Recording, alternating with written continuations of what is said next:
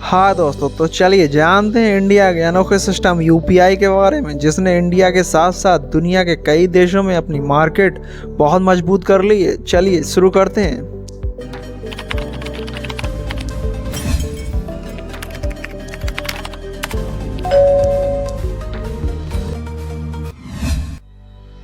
जी हाँ दोस्तों, अगर यूपीआई की बात करें तो यूपीआई यूनिफाइड पेमेंट्स इंटरफेस, जो कि भारत सरकार की एक संस्था एनपीसीआई द्वारा विकसित किया गया एक पेमेंट सिस्टम है।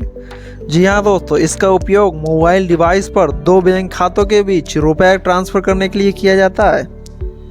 यूपीआई आने के बाद एक बड़ा बदलाव ये हुआ है कि जो काम हम बैंकों के जरिए घंटों में करते थे, वो अब यूपीआई आने के बाद हमारा काम सेकंडों में हो जाता है। जी हाँ दोस्तों, यूपीआई के जरिए बहुत आसानी से और बहुत कम समय में हमारा ट्रांजैक्शन कंप्लीट हो जाता है। स्टार्टिंग डेट की बात करें तो 11 अप्रैल 2016 को यूपीआई इंडिया में लॉन्च किया गया था और इसका मालिक NPCI national payment corporation of India है, जो कि भारत सरकार की एक संस्था है।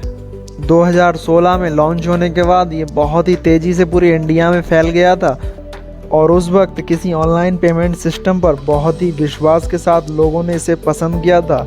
इस पर विश्वास बढ़ने के ये कारण रहे थे कि नंबर 1, यह 100% इंडियन है।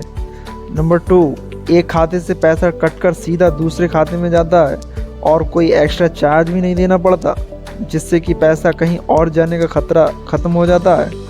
और नंबर 3, ट्रांजैक्शन की पूरी प्रक्रिया महज 1 मिनट के ही अंदर पूरी हो जाती है। और नंबर 4, यह सुविधा पूरे महीने 24/7 आवर्स ओपन रहती है। नंबर 5, यूपीआई से किसी भी टाइम ट्रांजैक्शन किया जा सकता है, जबकि बैंक में जाएं तो कभी कैश खत्म हो जाता है, कभी कनेक्टिविटी चली जाती है। और यही कारण है कि इस सिस्टम को लोगों ने अपनाने में देर नहीं की और इसलिए इस पर लोगों का विश्वास भी बढ़ता गया और लोगों ने इसे खूब पसंद किया, जिसके चलते यह इंडिया के साथ साथ बाहर के कई देशों में भी चलने लगा।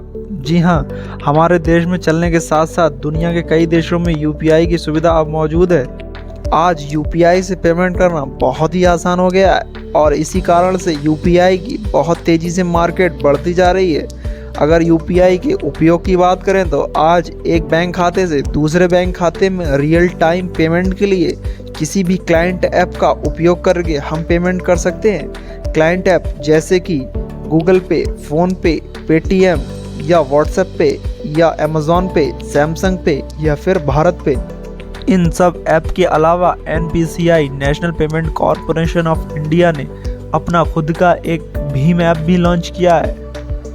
और इसमें कोई दो राय नहीं है कि इंडिया का यूपीआई सिस्टम इंडिया के साथ साथ अन्य कई देशों में खूब पसंद किया जा रहा है, लेकिन अमेरिका ये नहीं चाहता है कि यूपीआई पूरे विश्व की मार्केट पर अपना कब्जा कर ले।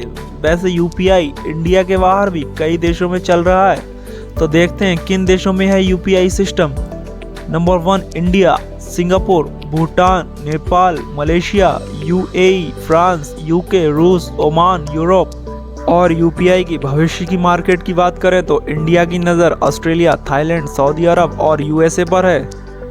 और अमेरिका इसलिए नहीं चाहता है क्योंकि वीज़ा और मास्टर कार्ड ये अमेरिकी कंपनियां हैं और यूपीआई के आने से इन कंपनियों पर बहुत असर पड़ा है और इसलिए अमेरिका ये नहीं चाहता है कि इंडिया का यूपीआई ख़त्म ना कर दे उसकी ये कंपनियां, और इसलिए यूपीआई के रास्ते में रुकावट बन रहा है।